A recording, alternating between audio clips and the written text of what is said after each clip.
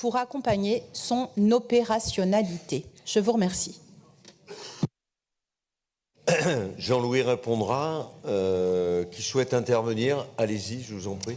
Oui, merci Monsieur le Président. Chers collègues, bon, les écologistes nous avaient habitués à raconter n'importe quoi, mais je crois que là, on a atteint un stade que j'aurais jamais cru possible, franchement.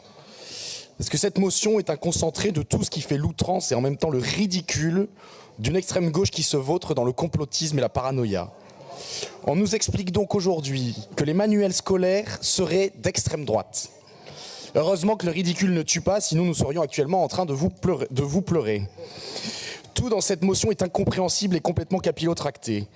Comprenez bien, chers collègues, on demande à la région de se prononcer sur les manuels scolaires, car ces manuels scolaires sont édités par des entreprises qui appartiennent à des groupes qui seraient proches de l'extrême droite.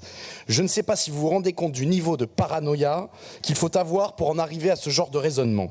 On a bien compris que tout ce qui ne pense pas comme vous est d'extrême droite, mais là, vous atteignez un plafond réellement, en principe, inatteignable.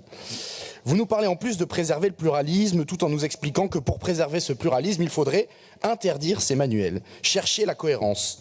On vous a entendu tout à l'heure sur le sujet des festivals vanter ce pluralisme et la liberté d'expression. On a l'habitude de vous entendre donner des leçons sur le fait qu'au Rassemblement national, nous serions opposés à la diversité culturelle en votant contre certaines subventions politisées, quand dans le même temps, vous cherchez à interdire des livres.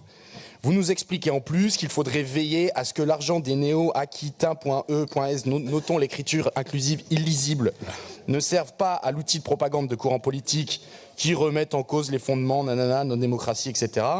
On a pourtant le sentiment que c'est vous que le pire du totalitarisme a rattrapé et que la cohérence de vos propos en est clairement atteinte. Alors je sais que vos multiples défaites aux élections municipales vous ont mis un coup sur la tête. Après vos tentatives régulières de vous attaquer à l'enseignement privé dans notre hémicycle, vous voilà amené à vouloir choisir qui a le droit d'éditer des manuels scolaires. Votre dérive idéologique vous amenant à fricoter avec la France insoumise vous fait perdre tout sens de la logique et du bon sens. Je me permets un simple conseil très amical.